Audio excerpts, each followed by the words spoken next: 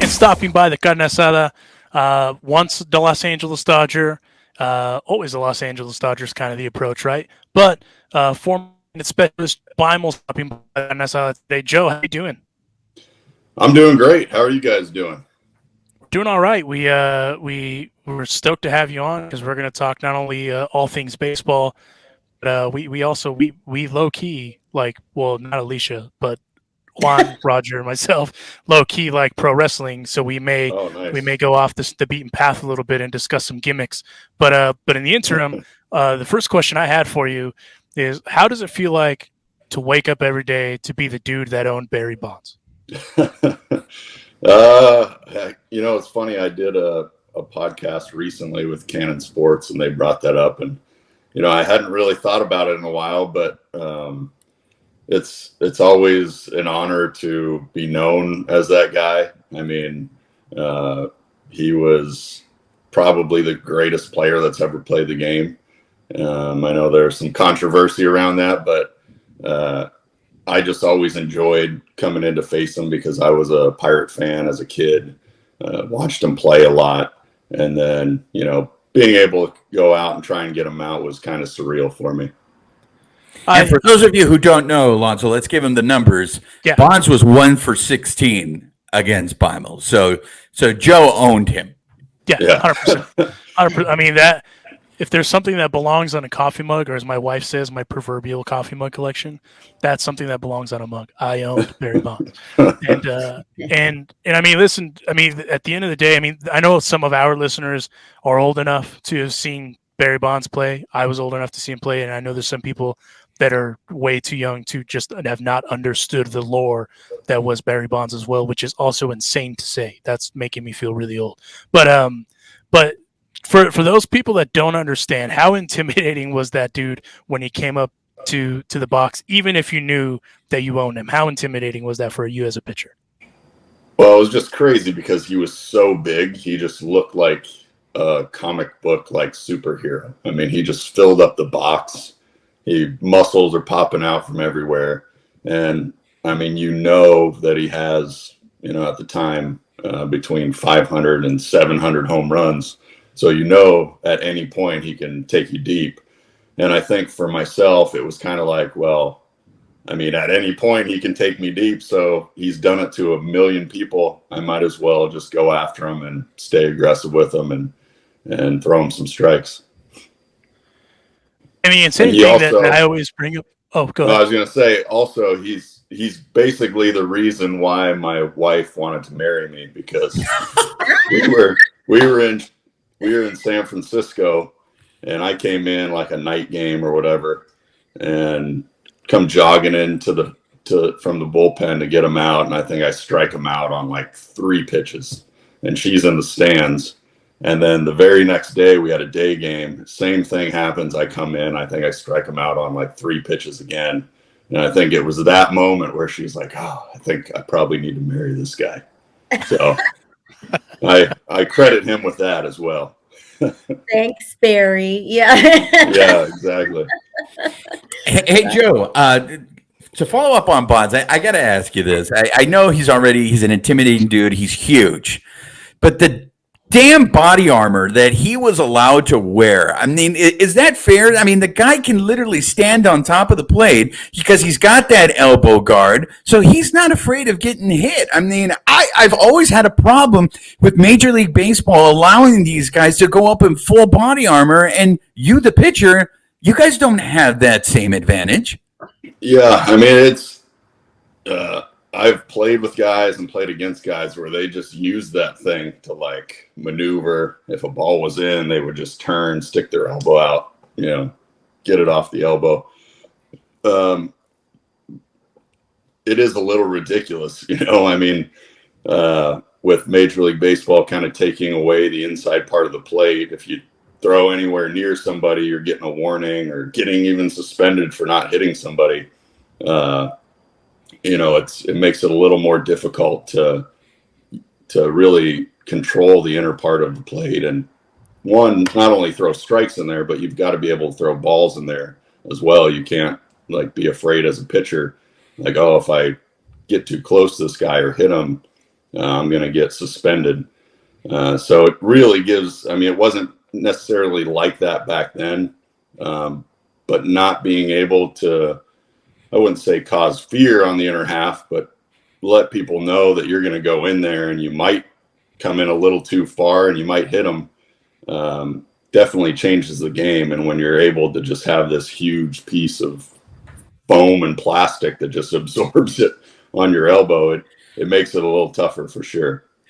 We're speaking with the pride of St. Mary's, Pennsylvania, Joe Beimel. Joe, you got to help me. I'm a California kid. So St. Mary's, where is that in Pennsylvania? Is it closer to Pittsburgh or closer to Philly? Well, it's right dead smack in the middle of nowhere. It's a small town. So I was born in St. Mary's and went to St. Mary's High School, but I was actually from a smaller town right next to it called Kersey. And Kersey, when I was growing up, had about 800 people. And I think they have 1,000 now. So they're like really growing and, getting huge. But, it's kind of like north central Pennsylvania. It's about 2.5 hours like northeast of Pittsburgh. And then it's like about an hour and a half north of State College where Penn State is. So it's just real small area, real rural. I always have a hard time saying that word. But yeah, it's my hometown. I still have a house there, and I'm actually going to be heading back there soon. So I'm excited about it.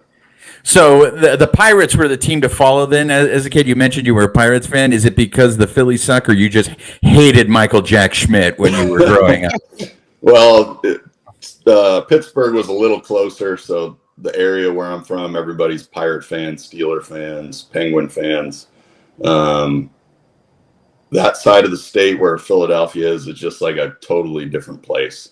People are super mean, just awful human beings. And where I'm from, they're a little nicer. Wow. So just to get off, before I hand it over to Alysha, back to Bonds. I mean, you grew up watching, I'm assuming, the Bobby Bonilla's, the Andy Vance, like that Bonds team. So I have a couple of questions. But the first one is Jim Leyland and the cigarette. Was that more endearing to you to see a manager smoking a cigarette in the dugout? Only because it was Jim Leyland. He could do no wrong. He was always spoke his mind, was kind of a hard-nosed type of guy. And I got to know him a little bit over the years from playing and just him being a scout and being in different organizations as well. But, I mean, it was always funny to see him just cameras catch him like back in the back, like just sitting there ripping on a heater. But I think that's Pittsburgh. That's the way the people are there. They're hard-nosed, blue collar, and they like that kind of stuff. And for people who haven't seen this, you can look this up on YouTube. There's a famous video from spring training where Jim Leyland is just ripping into Barry Bonds. I could never picture that happening now in today's baseball, a manager going after a player the way Leyland went after Bonds. Was that something that was fairly common even back in your playing days? Oh, absolutely. I mean, I played for Lloyd McClendon in Pittsburgh, and he would fight anybody. Like, I never saw him actually fight somebody, but he would, like, it didn't matter if you were a star player. And granted, Pittsburgh back in early 2000s, we didn't have a whole lot of star players. Had like Jason Kendall, Brian Giles, those guys, but he was not afraid. Like, if you were a star player or had a lot of big league time and come in after BP and would sit in the locker room and not be out there shagging or doing what you're supposed to be, he would come in and just rip you apart, throw stuff, kick chairs. I don't know if that really happens anymore. I haven't really been on a team my last few years where any of that stuff happened, and but it was definitely a different time, and I think managers had a little more control over the clubhouse. Last one before I hand it over to Alysha. Since you own Barry Bonds, Do you ever go up to him and go, "Hey, how does it feel to not be able to throw out Sid Bream from second base?" He has never talked to me once ever.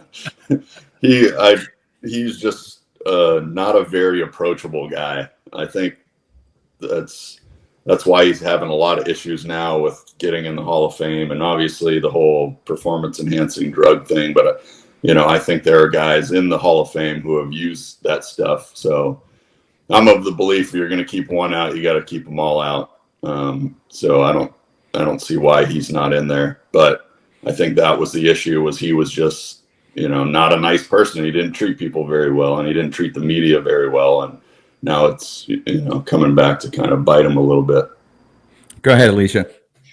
Yeah, I'm not going to go there with Barry Bonds because I kind of totally agree with you. You can't pick and choose, right? So I like that answer very much. Thank you for your candor.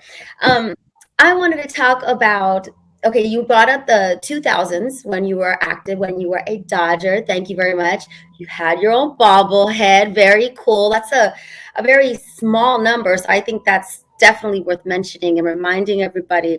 In fact, I think Babyface has your bobblehead, our producer Babyface, which is so cool. Oh, nice. Yeah, right? What about modern pitchers now? I mean, I love hearing the stories of how managers were different. The style of managing was different. The style of playing ball was different, right? And you hear about dead balls and humidors in the ballpark. Are there any pitchers nowadays in the show that you are like, I want to watch that pitcher, or that's must-see TV, like someone that's engaged you that you really want to check out? Yeah, I think now just the fact how high velocity is for pitchers is insane. I mean, everybody throws 97 plus. When I came up, I would top out at maybe 94, 95, and I was considered like a hard pitcher. I threw pretty hard for back then in the early 2000s.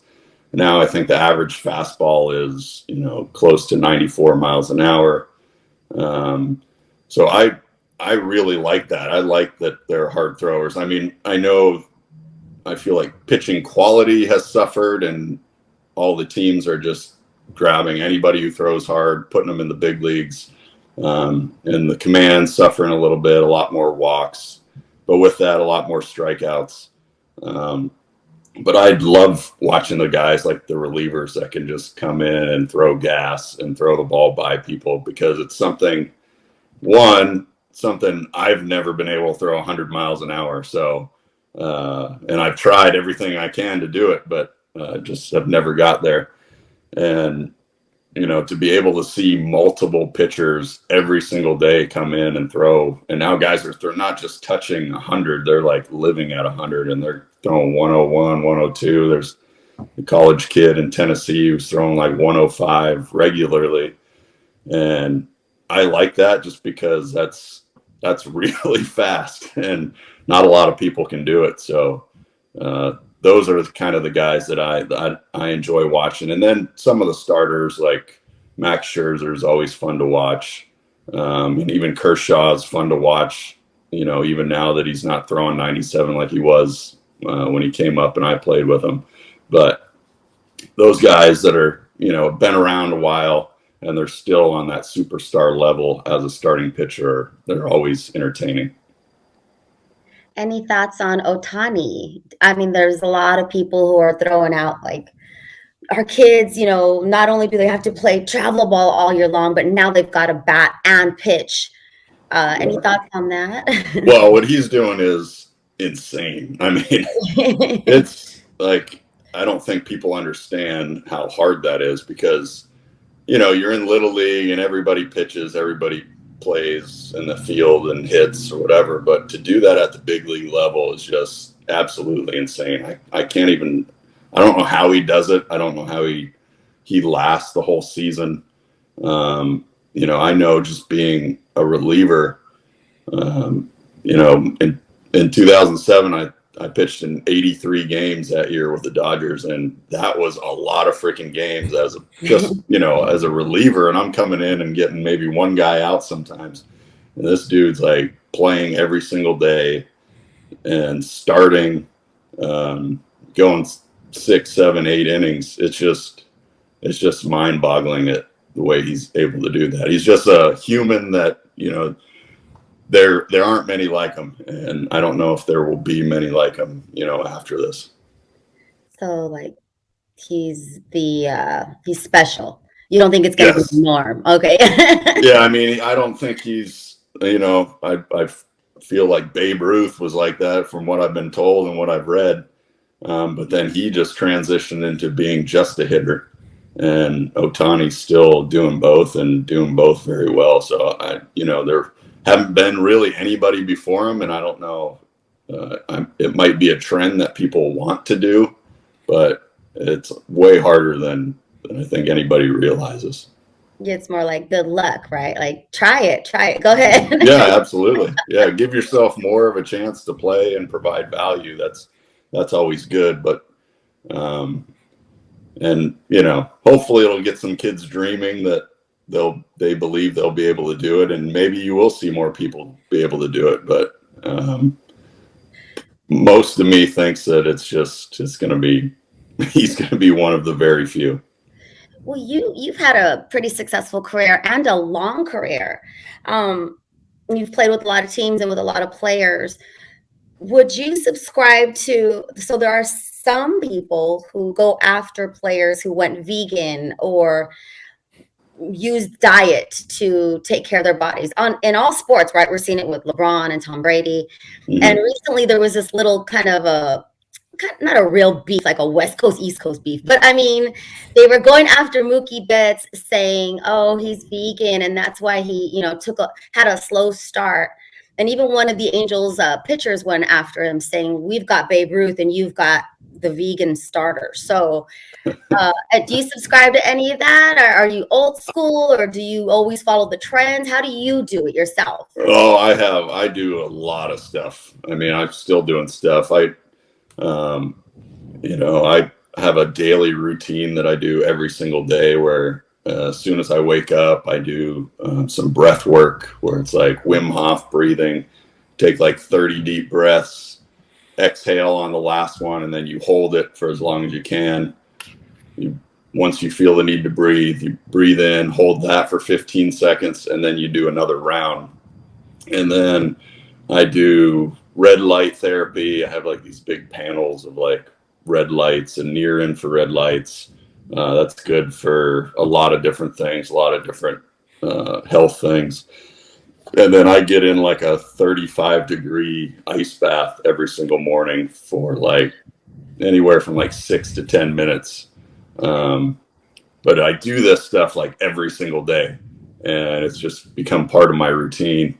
And I've always tried to find ways to help myself continue to play, keep the inflammation down, things like that. And diet has definitely been a part of that. I think I did like this cleanse type thing like about 5 to 10 years ago. And for 2 weeks I had to eat vegan, and it was literally the worst 2 weeks of my life. So the vegan stuff is, I'm not into that. I need some red meat and all the vitamins and iron and stuff like that provides. So I know I played with some people who went vegan and stuff like that, and it's just, I think guys are just ribbing, getting on them a little bit. Just, it's like, oh, you're vegan, you're soft. But there's a lot of stuff to that, and I anything Tom Brady does, I don't know if Tom Brady's full vegan or not. I haven't really followed up, but if he's doing something, then you might want to consider it. I know the guys are dying to get to the wrestling, so I'm gonna bow out for a second. All right, perfect. I will learn. Well, before we get to the gimmick, I wanted to ask you about a different gimmick. In 2008, you made there was a series of fan-made YouTube videos about you. That's kind of how the bobblehead thing kind of came about, and you're kind of looked at like a cult figure, if you will, with the Dodgers. And there, obviously there's a handful of those. Mariachi Joe now, Joe Kelly, cult figure, beloved in LA, will never have to buy a burrito again in town. And there's Kike Hernandez, same thing, will never have to buy the taco in town again. And I feel like you're kind of in that echelon. When all that stuff started happening, obviously the internet was still kind of in its infancy around that time too. So it's completely different than where we are now with social media and all that stuff. But for you, you don't strike me as the type of cat that's super loud about what I'm doing. You're not even loud about the fact that you own Barry Bonds, for goodness sakes. I mean, that's just where we're at. So for you, how were you able to kind of process that, since it wasn't spring training, and to kind of still be looked at as a cult figure, and you're also a part of Dodger lore? Well, those years were just super fun for me. The way that whole thing came about was, some guy made a video called The Legend of Joe Beimel and put it on YouTube. And one of my buddies at the time, he was like, "Hey, have you seen this video?" And I was like, "No." So he sent it to me, and I checked it out, and I was just laughing. It's ridiculous. The guy's in his basement, and he's like, "This is why I like Joe Beimel," and saying all this stuff. And my buddy goes, "Hey, you need to come over tonight, and we're going to make a video. We're going to make The Legend of Joe Beimel 2, and you're going to be in it." And I was like, "All right." So he set up some stuff in his basement, and he's on there, just ranting and raving. And then at the end, I come out, clapping my hands. And at the time, there was the blog, or whatever it was Dodger Blues, I think it was called. There was a blog at the time, and all the guys on that freaking just loved it. So everybody got wind of it. They watched both videos, and then the other guy who made the first video started making a ton of videos about me, all the time. And then somebody made The Legend of Joe Beimel 3, and then 4, and then somebody made a music video, and all this stuff. So it was definitely a fun time. I really enjoyed it. And when they had the fan bobblehead, I think all those guys from that blog started voting over and over and over. And it was at the time where they didn't put a limit on how many votes you could get. So people were just voting thousands of times. And I remember the PR guy with the Dodgers came up to me and said, "You're winning the fan voted bobblehead. It's so crazy." He's like, "You're winning by thousands of votes." And I was like, "Oh, really?" And he's like, "Yeah, but we're not gonna give it to you." And I was like, "What?" Yeah. He's like, "We're not gonna give it to you because it's just, you're not somebody we would give a bobblehead to." And then I think the guys on the blog got wind of that, started emailing him and telling him, "You better give him a bobblehead," because I think they wanted to give it to Brad Penny at the time. So then they gave one to Brad Penny, but they gave me one as well. And it was a fun experience, but it was one of those things I never expected to ever have a bobblehead. I'm a left-handed reliever, and usually we don't, most people don't even know you're on the team, let alone give you a bobblehead. So it was fun. My parents got to fly out for it, and just one of those experiences that you'll never forget.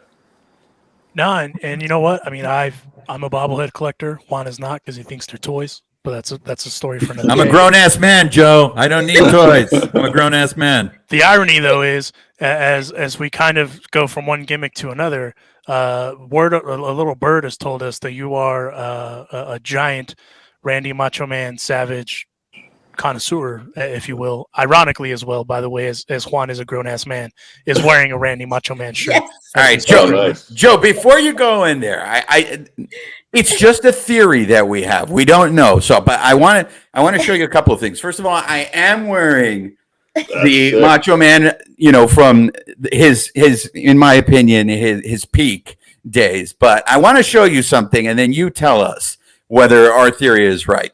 Babyface, can you cue it up for me, please?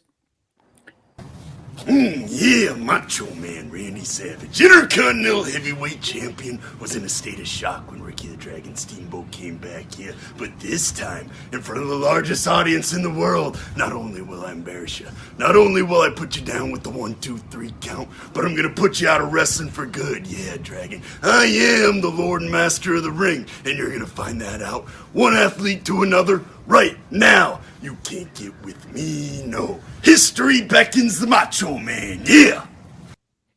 Hey, that was one take, by the way. Yeah. All right, I don't know if you're into cosplay, but I would like to believe you are a Macho Man Randy Savage. Tell us the story behind that. By the way, you get a 10 out of 10. I mean, you nailed it. Not only the costume, but the voice, the hand gestures, the tape on the fingers. Joe, are you a Macho Man Randy Savage fan? Well, for one, I take Halloween very seriously. So, when I commit to a costume for Halloween, I go all in. But I was always a wrestling fan, always a Macho Man fan. And when I decided that's what I was going to be for Halloween that year, I was like, well, I got to get everything. I've got to, I did the voice the entire night. Like we were in Hermosa Beach, like walking around, and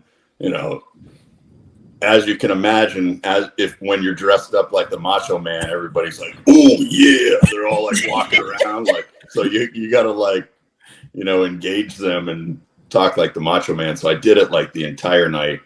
My voice was completely shot like the next morning, but it was worth it. It was a lot of fun, and I always remember that like promo he did for, I think it was one of the WrestleManias, maybe WrestleMania 3 or something like that.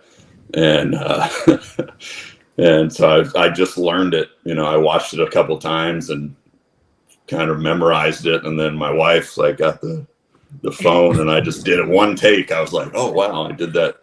I didn't even screw it up. We're joining us on the show, One Take Joe Beimel here. That's right. I thought you were going to do maybe the cream of the crop interview that he did, his classic, but you have to, I'm a golden era WWF guy. Yeah, I said WWF. To me, it's always going to be WWF, but you got to settle an argument between Alonso and I. Poor Alysha right now is just, we're speaking, Japanese. I'm learning. But I think the greatest WrestleMania of all time is WrestleMania 3, just because Savage and Steamboat alone, to me, makes that WrestleMania the best. Yeah. What is the best WrestleMania in your eyes? I would say that as well. I mean, that was really good, and then you had Hogan and Andre the Giant, obviously as the main event. But I was also a big Stone Cold fan as well. Like, I really like Stone Cold. So I can't remember if it was, I don't remember when he beat Shawn Michaels, if that was 17 maybe. It was 14, I believe. 14, yeah. I really liked that one too, just because I was such a huge fan, and just, just him coming into the ring all the time and stunning people. I was like, this is the greatest thing ever. And one of my favorite Raw episodes was when Mankind beat The Rock for the title, because Stone Cold comes out, glass shatters, he walks out, crushes everybody with a chair, puts Mankind on, he wins.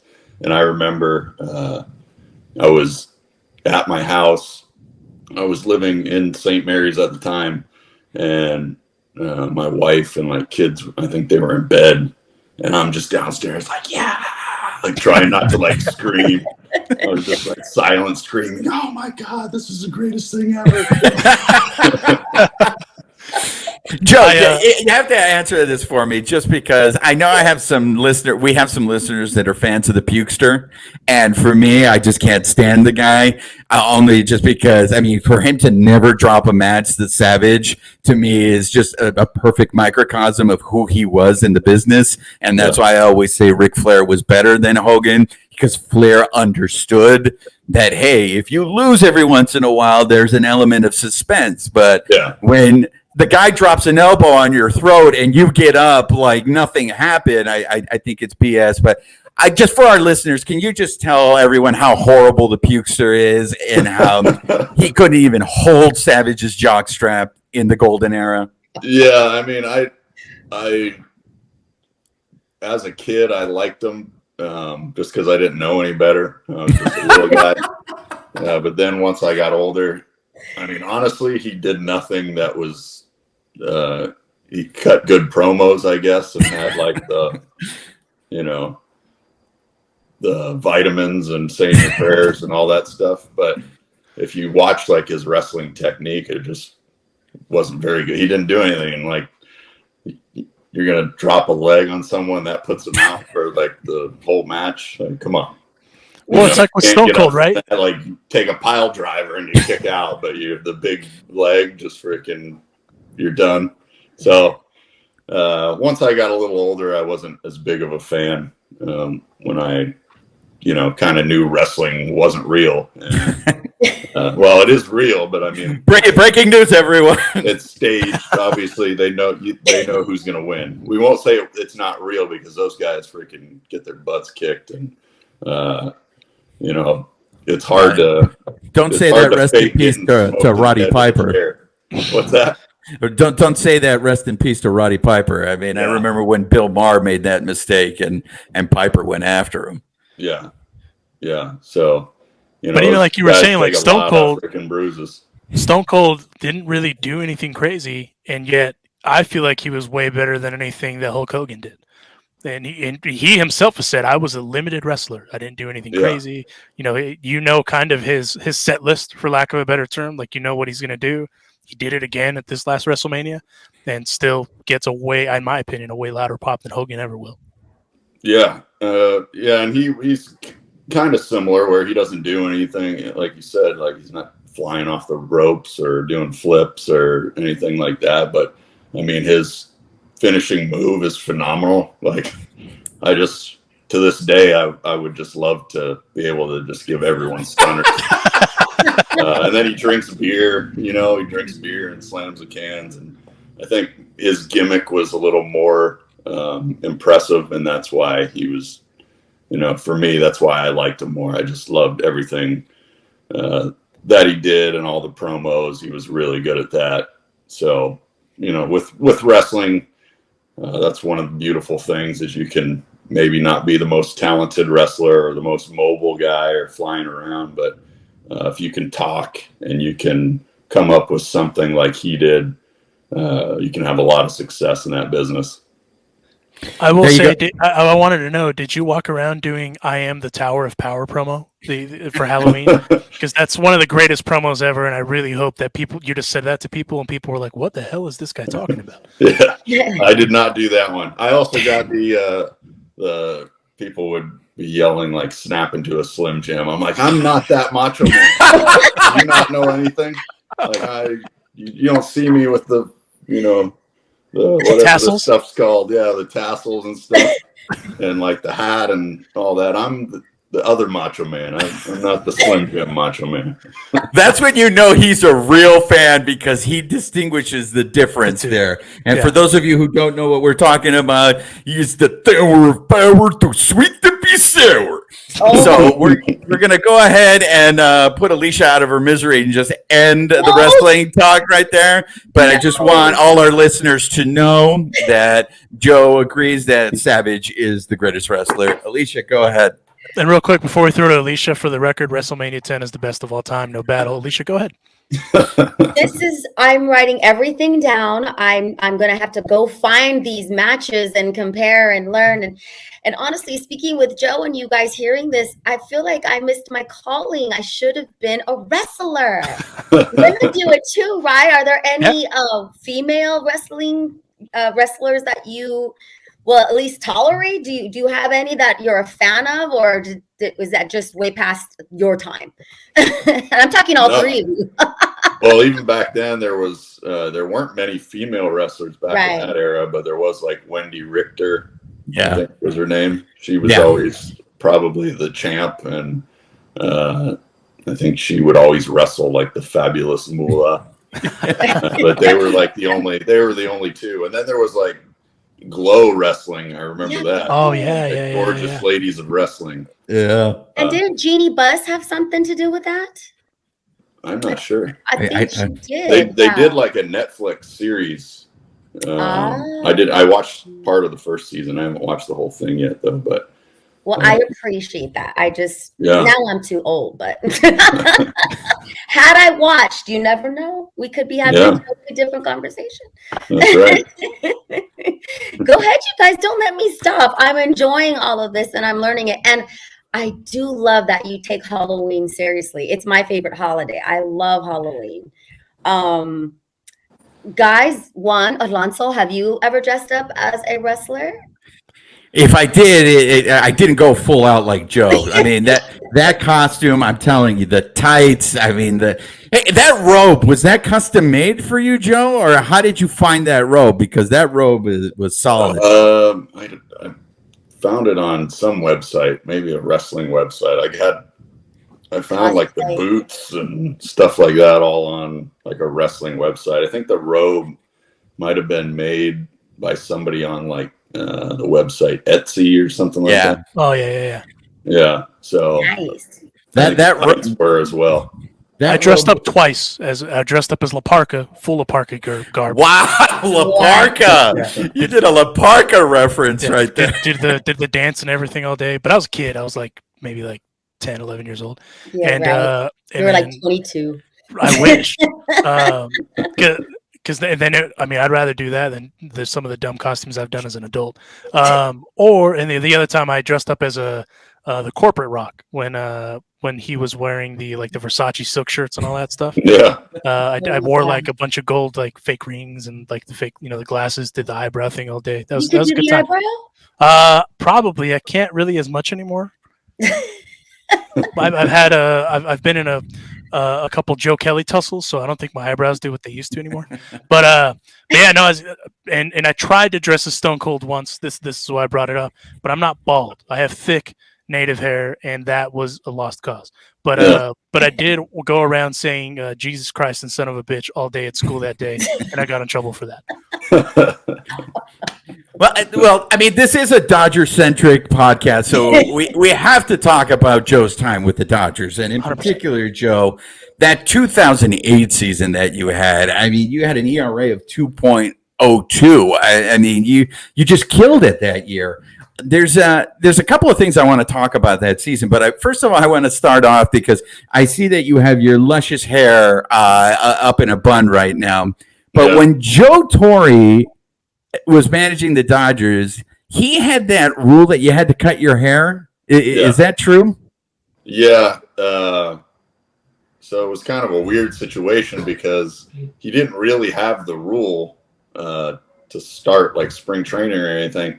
And then a bunch of guys in the media were always on him like, hey, are you going to make Beimel cut his hair? Because everyone with the Yankees had to cut their hair. And then he literally came and made me cut my hair. I was like, wait, what? This isn't the Yankees, though. And they don't, it didn't have to be like super short or anything, but I guess he just didn't want it as long as it was, which was fine. I didn't really care. But then we traded for Manny Ramirez that year, and he shows up with dreads all the way to the middle of his back, and he didn't have to cut his. So I was like, you know what? I'm not cutting my hair anymore. If he doesn't have to cut his, I'm not cutting mine. So you just brought up, okay, how crazy was that Manny Wood trade? I mean, for him to go on the tear, yeah, of course, we found out later on what might have helped him to go on that tear. But really, what did he do when he came to this team, when he came into that locker room? I know he's an eccentric personality, but how was he with you guys in the locker room?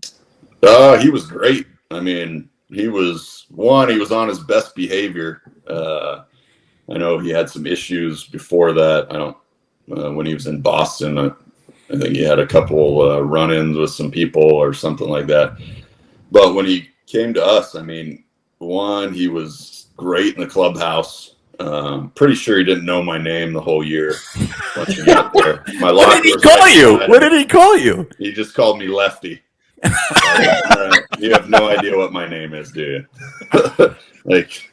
But For one, he was great too. He was just a good clubhouse guy, and what people don't realize is he worked so hard. He tried to act like he didn't. I don't know why. Like, he would never tell anybody that he was like working out. He wanted to be known as somebody who just didn't do anything and was really good. I don't understand that, but he would show up super early to the field. He'd be the first one there, taking BP in the cages by himself, hitting off the tee, working out in the weight room. He would even like go to different like gyms and work out before games, just so people wouldn't see him work out in the clubhouse. But he really like worked his butt off, and you know that stretch that he had when he got traded over was just totally insane. I mean, that was the greatest I've ever seen any baseball player for, you know, that amount of time, where he carried our team into the playoffs that year, and it was just super fun to watch. And I wanted to ask. Oh, go ahead. The one other thing is, when we did go, one of my favorite baseball moments in the big leagues was when we were in the playoffs. We came home, beat the Cubs at their place, and then came home in the NLDS. And when they announced his name at Dodger Stadium, you know, like all the regular players were already on the field, and then they do the starting lineups, and I'm standing there.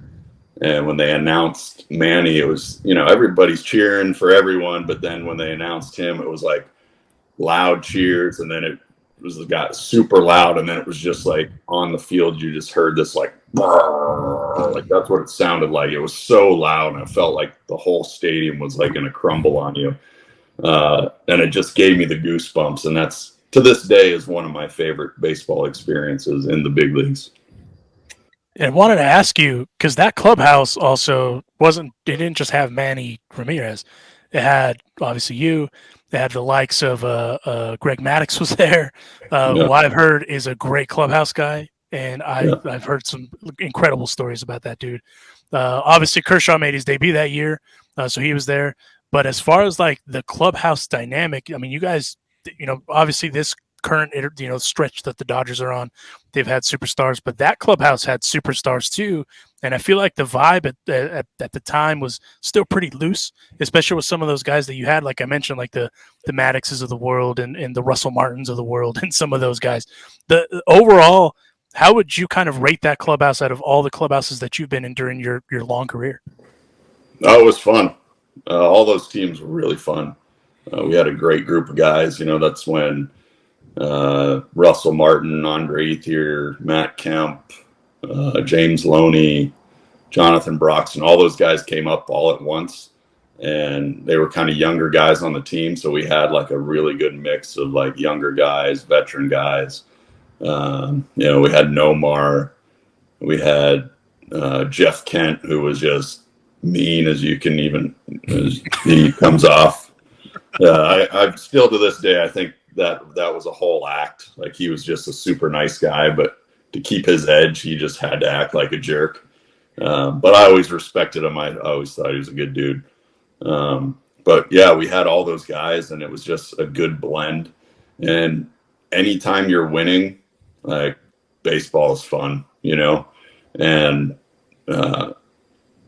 with that team, it was just, and before Manny got there, it was, you know, we had a blast, and everybody, we had a good team dynamic. And then once he got there, it just kind of added to it because, you know, I remember one game I had pitched, and I came in the clubhouse after I was done, and Manny's sitting there with like just basically in his underwear, and that's it.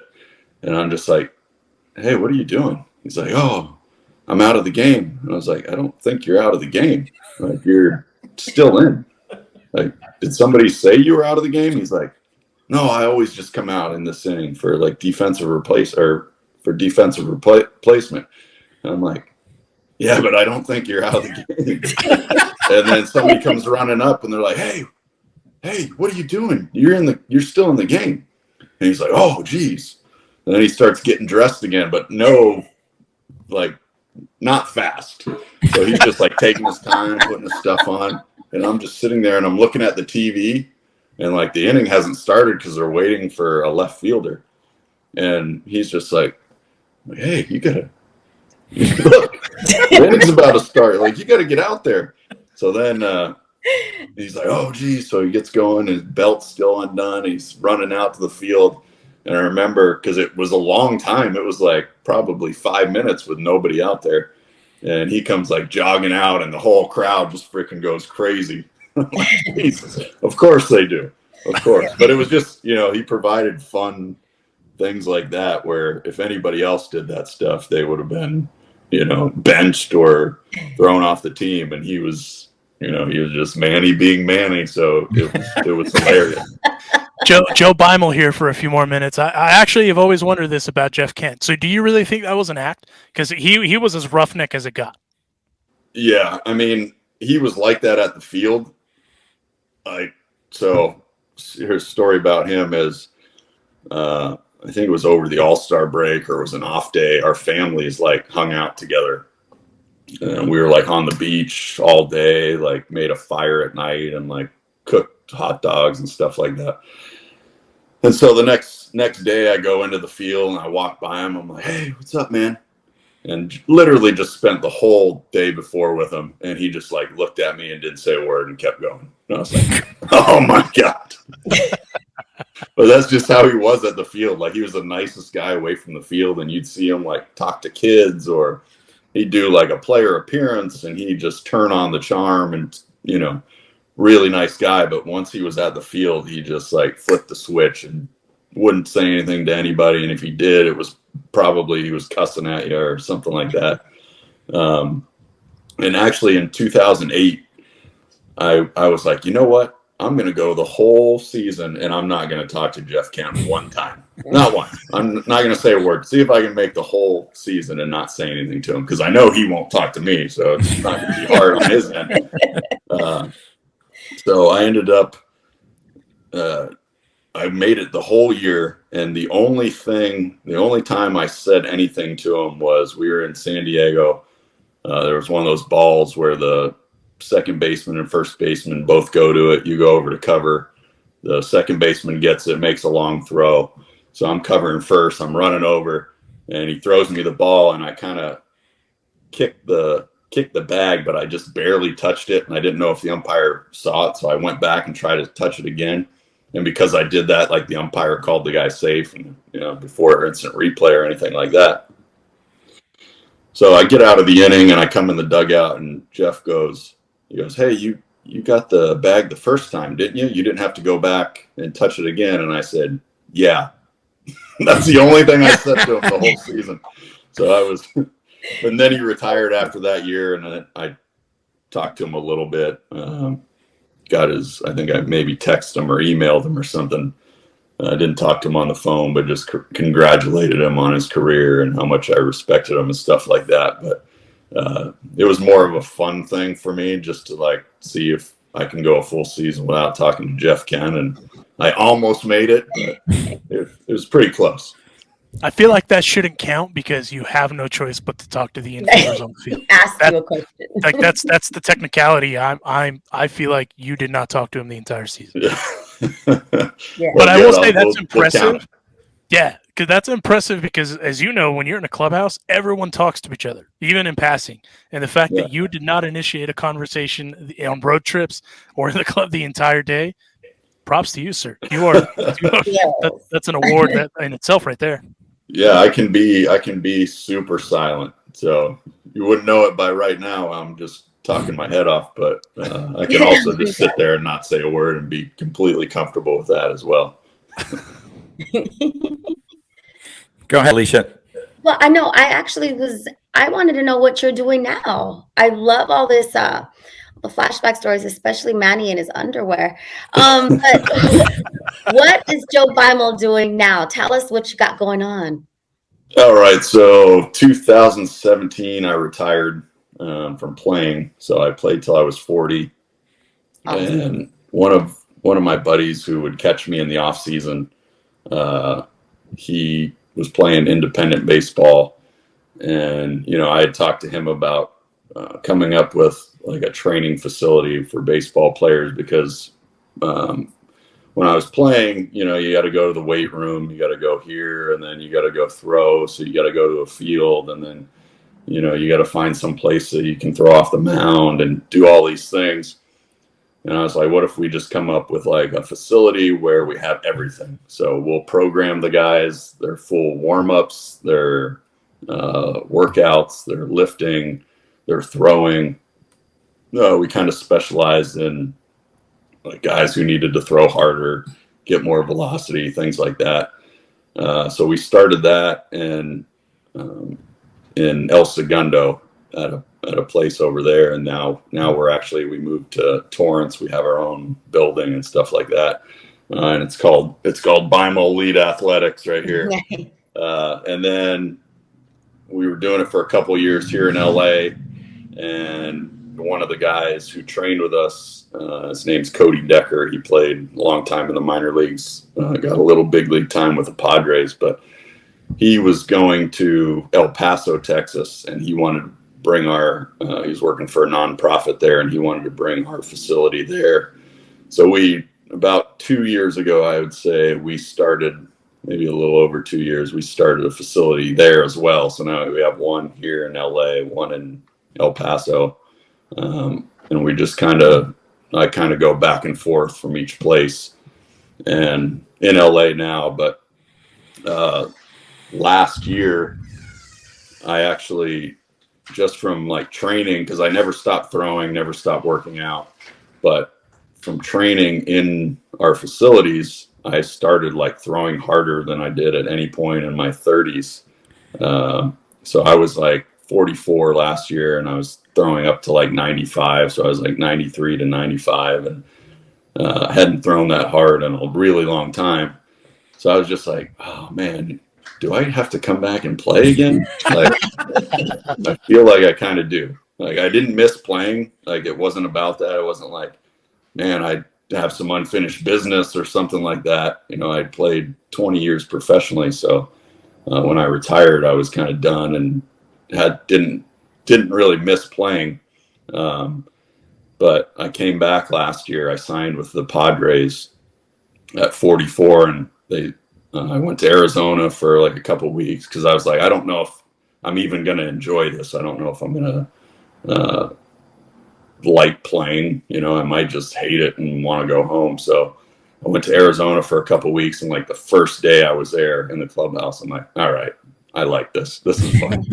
But I fell right back into my regular routine, and then got sent to AA for, I think, like 2 months.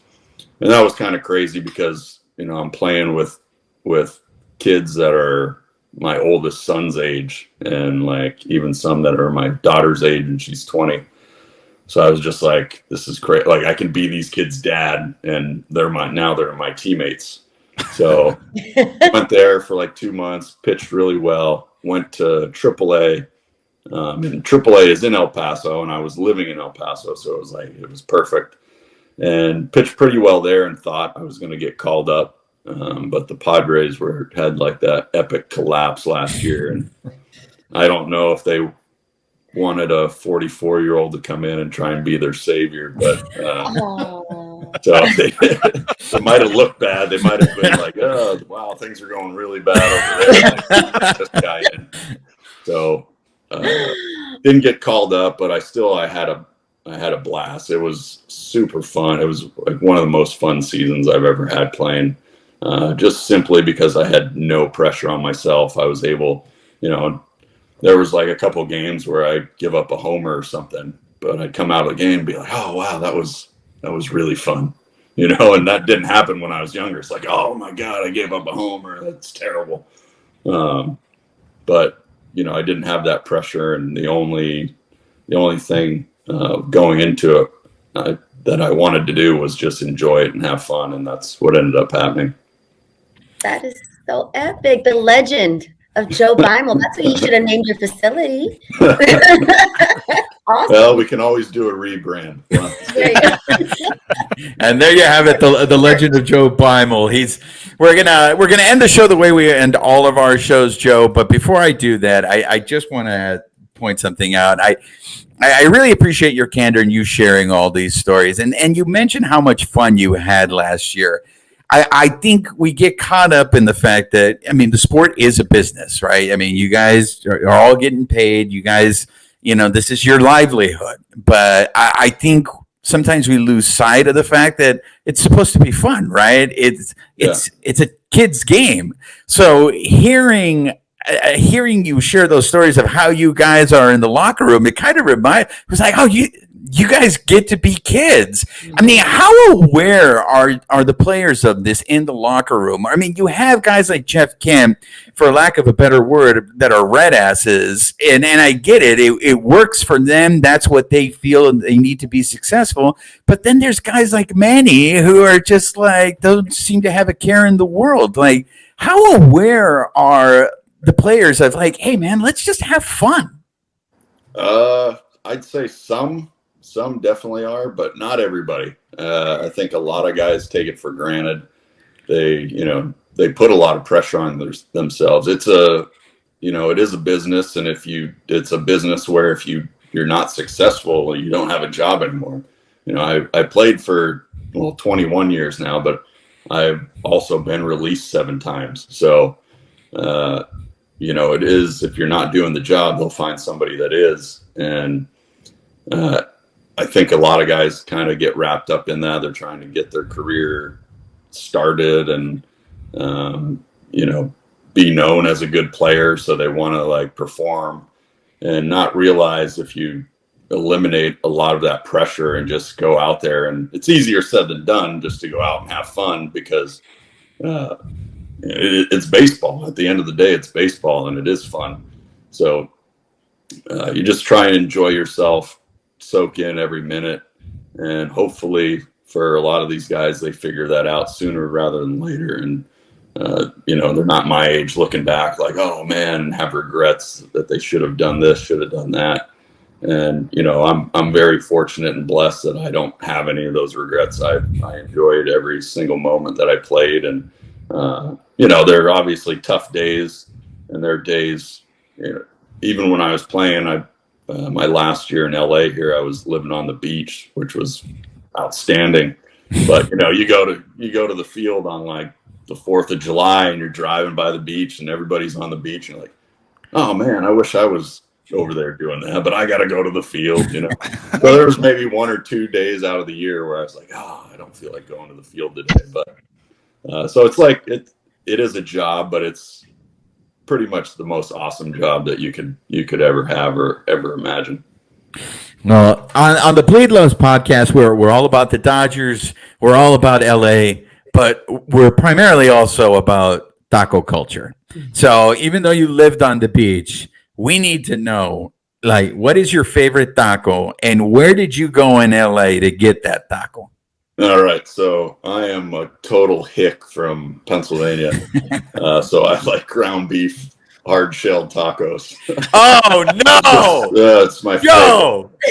I love them. It's one of my favorite foods. But there's a place. There's a couple of them in the South Bay. There's one in Hermosa Beach, one in Manhattan. Then there's one on Torrance Boulevard, I think in Redondo Beach. It's called El Gringo. So El Gringo, yeah, they have great ground beef tacos. Go figure.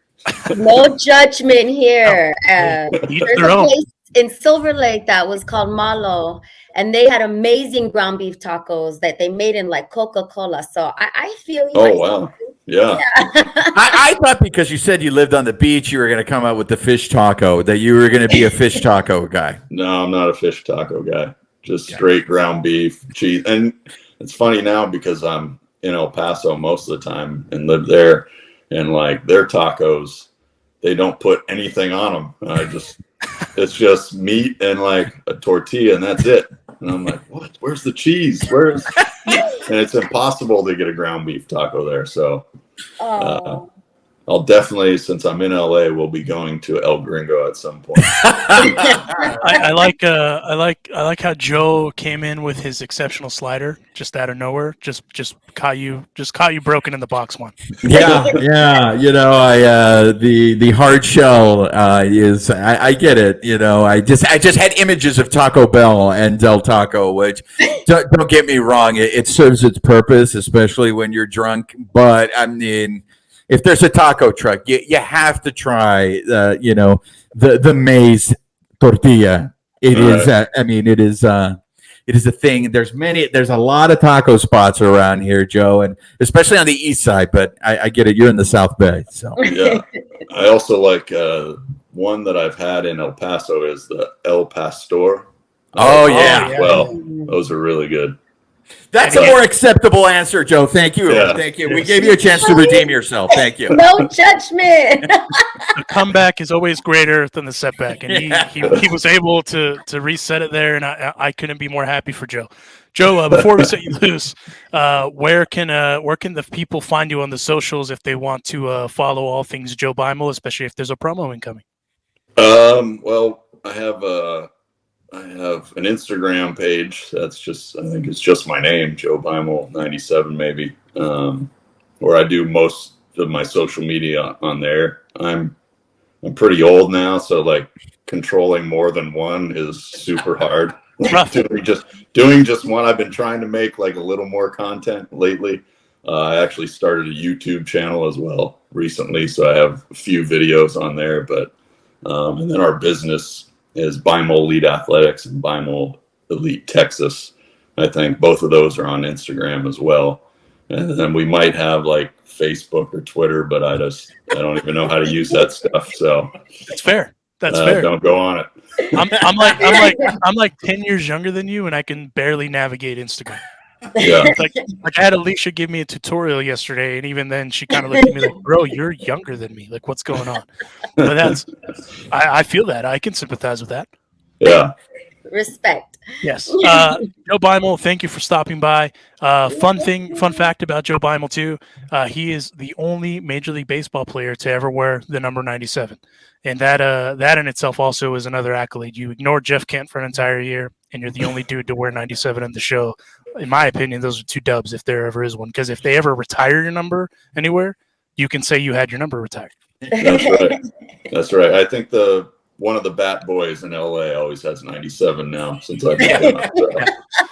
Yeah, as you know, Chico, right? I think it's the Legend of Chico. Chico, yeah. That's right.